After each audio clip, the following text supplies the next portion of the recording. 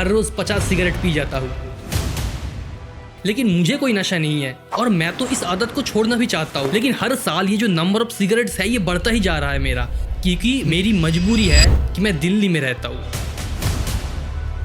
अगर भगवान मुझे 70 साल की आयु देकर भेजी थी तो मैं उसमें से सिर्फ 58 साल ही जी पाऊंगा। मेरा लाइफ स्पैन 12 साल से कम हो चुका होगा क्योंकि मैं दिल्ली में रहता हूँ। मैं इस बार दिवाली में पटाखे बिल्कुल नहीं फोड़े क्योंकि देश की कैपिटल को साफ रखने की जिम्मेदारी सरकार के साथ साथ मेरी खुद की भी है। लेकिन परसों ही मेरे बगल वाले अंकल के बेटे की शादी में 1.5 घंटे तक पटाखे का शो हुआ। हमारे यहाँ इलेक्शन विक्ट्री को सेलिब्रेट करते टाइम भी धमाकेदार पटाखों से सेलिब्रेट किया जाता है, बट किसी ने भी उनको मना नहीं किया क्योंकि सबका मानना यही है कि दिल्ली में दिवाली में पटाखे फोड़े जाने की वजह से ही एयर पॉल्यूटेड है। लेकिन मैं इस चीज के अगेंस्ट भी नहीं बोल सकता क्योंकि मैं दिल्ली में रहता हूँ। AQI एयर क्वालिटी इंडेक्स जिसका सेफ लेवल 50 होना चाहिए नॉर्मली, पेरिस में ये 23 है, जर्मनी में 17 और अगर ये सब यूरोपियन कंट्रीज छोड़ भी दे तो अमेरिका जिसमें अच्छे खासे सारे रीजंस है इंडिया जैसे, फिर रोड पोल्यूशन, कंस्ट्रक्शन ये सब मौजूद है, उनका AQI 52 है अभी, यानी जितना ज्यादा AQI उतनी खराब हवा। पेरिस में एक दफा AQI 200 पार चला गया था तो वहां पे नेशनल हेल्थ इमरजेंसी डिक्लेयर कर दिया गया था। अभी यहाँ के लेटेस्ट डेटा के अनुसार दिल्ली का AQI 379 है। अभी मैं नीचे जाके ये पोहा लेके आया। पता है मुझे जाके क्या दिखा? लोगों में फाइनली अब चैन आया है कि एयर क्वालिटी इंडेक्स फाइनली कम हुआ दिल्ली में। ये पहले कितना था? 1000 पार। अगर ऐसा ही चलता रहा ना तो अगले कुछ सालों के अंदर 2030 तक या तो लोग खुद ब खुद इस शहर को छोड़ने पे मजबूर हो जाएंगे या फिर सरकार को इवैक्यूएट करवानी पड़ेगी, वरना सब के सब बीमार पड़ जाएंगे और जानलेवा बीमारी के शिकार हो जाएंगे। दूसरे बाहर के देशों में इसके आधे AQI में वहां लॉकडाउन अनाउंस कर दिया जाता है, नेशनल हेल्थ इमरजेंसी घोषणा कर दिया जाता है, लेकिन यहाँ सब चंगासी क्योंकि मैं अगेन दिल्ली में रहता हूँ। अब लोगों का मानना तो बहुत कुछ है, जल्दी से इसका एक्चुअल रीजन देखते हैं साइंटिस्ट क्या मानते हैं। कौन कहता है कि हमारे फार्मर स्मार्ट नहीं है, उनको सैटेलाइट्स का इस्तेमाल नहीं करना आता है? बहुत अच्छी तरीके से आता है, लेकिन पता है इस बात की मुझे खुशी नहीं बल्कि बहुत दुख है क्योंकि अभी हमारे फार्मर्स जो है ना ये अपने भलाई के लिए नहीं, ये अपने आप को और नेचर को बर्बाद करने के लिए सैटेलाइट्स का खबर रखना शुरू कर दिया है। कैसे? बहुत इंटरेस्टिंग है।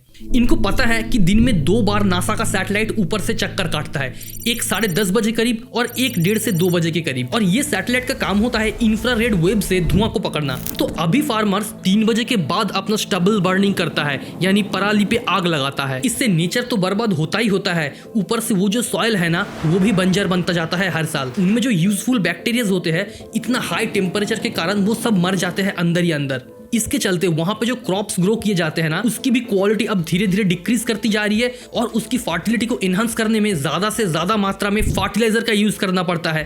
अब जब सरकार को किसानों की इस हरकत के बारे में पता चला, उन्होंने क्या किया, नए कुछ सैटेलाइट्स का बंदोबस्त किया, लेकिन इस साल के लिए नहीं, अगले साल के लिए। इतनी भी जल्दी क्या है? बट यहाँ आयरनी तो ये है कि किसान अपनी ही जमीन खराब कर रहे हैं, जिससे सबसे ज्यादा नुकसान किसानों को ही है। अगला है construction sites, power plants, even restaurant से निकला हुआ धुआं। इवन गवर्नमेंट ने तो दिल्ली के हर रेस्टोरेंट में कोल यूज करने पे बैन भी लगा रखा है। पता था आपको? मुझे भी इसी वीडियो के रिसर्च करते टाइम ही पता चला। ये मुझे नहीं पता था कि ये लोकल रेस्टोरेंट पे, ढाबे पे जो कोयला यूज होता है वो अब इलीगल है। मेरे घर के सामने जितने भी रेस्टोरेंट है वो सब कोयला ही यूज करता है, और मजे की बात है कि पुलिस वहां दिन के 3-3 बार रेड मारती है और कभी कभार तो खाना भी खा के जाती है। मुझे डाउट है कि पुलिस को भी इस रूल के बारे में पता होगा, और ये लॉ 2 बार इंप्लीमेंट हो चुका है। एक बार 2017 में, वो जब फेल हो गया, फिर 2023 में इस लॉ को फिर से इम्पोज किया गया। तो मतलब गवर्नमेंट तो अपना काम कर ही रही है। अभी हमारा अगला जो रीजन है वो सबसे ज्यादा पॉपुलर है, गाड़ी से निकलता हुआ धुआं, जो अकेले दिल्ली में 25% पॉल्यूशन के लिए जिम्मेदार है। Society of Indian automobile manufacturer के ये रिपोर्ट के मुताबिक 2023 में टोटल गाड़ी की सेल 30 लाख से बढ़कर 39 लाख हो गया, यानी सिर्फ एक ही साल में 30% इंक्रीज। ऐसा अगर चलता रहा तो अगले 3 साल में टोटल नंबर ऑफ गाड़ी डबल हो जाएगी इंडिया में। तो फिर सोचिए अगले 10 साल में ये नंबर कहां जाएगी। इंडिया में टोटल 6 करोड़ से ज्यादा गाड़ियां ओवरएज्ड हो चुकी है, यानी जिनका उम्र 15 साल से ऊपर की हो चुकी है। लेकिन पिछले साल 2023 में सिर्फ 1.5 लाख गाड़ी को ही स्क्रैप किया गया। एक ओवरएज्ड कार जब रास्ते पे चलता है तो 12 नई कार जितना पोल्यूशन करता है। और दिल्ली में तो 40% गाड़ियां ही ऐसी है, यानी जिनका उम्र 15 साल से ऊपर ऑलरेडी हो चुका है।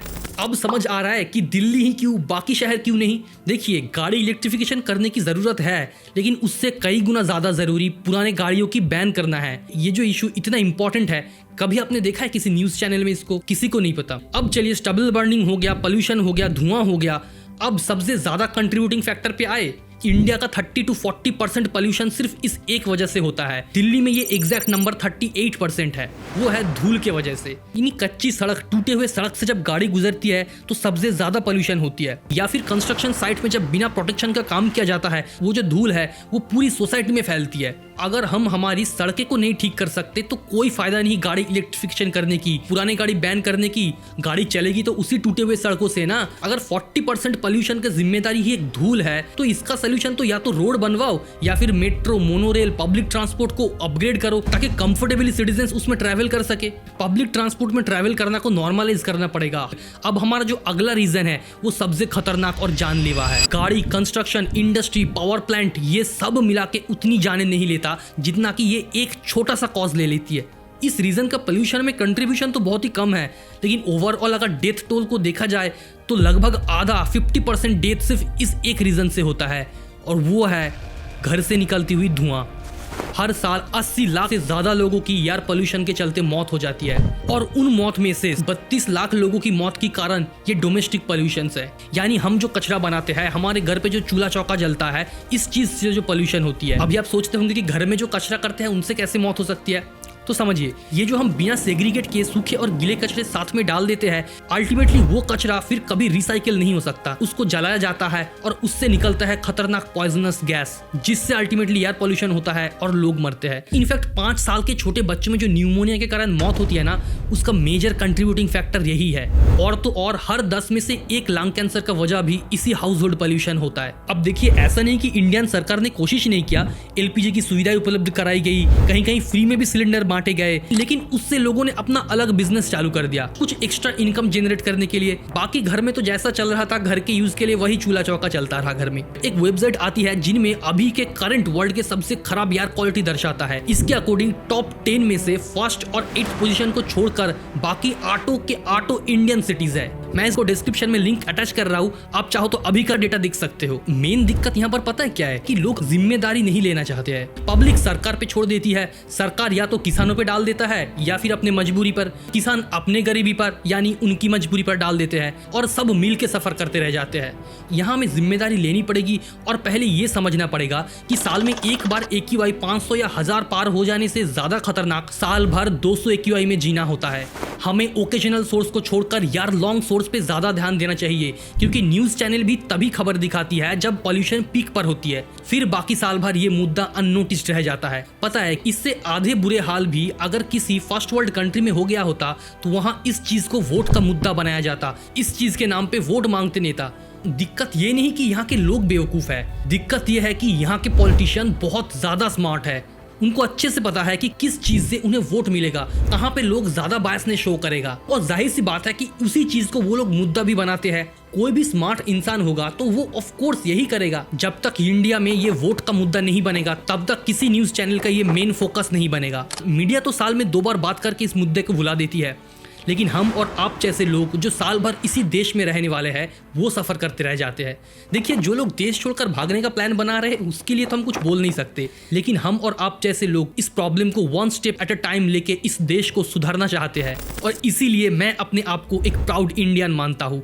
और अगर आप भी अपने को प्राउड इंडियन मानते हो, एक कमेंट जरूर छोड़िएगा ताकि इस वीडियो को ज्यादा से ज्यादा रीच मिले। बाकी चाहो तो चैनल को सब्सक्राइब भी कर सकते हो, यहाँ हम आपको एक से बढ़कर एक रीजन देंगे अपने आप को एक प्राउड इंडियन फील करवाने के लिए।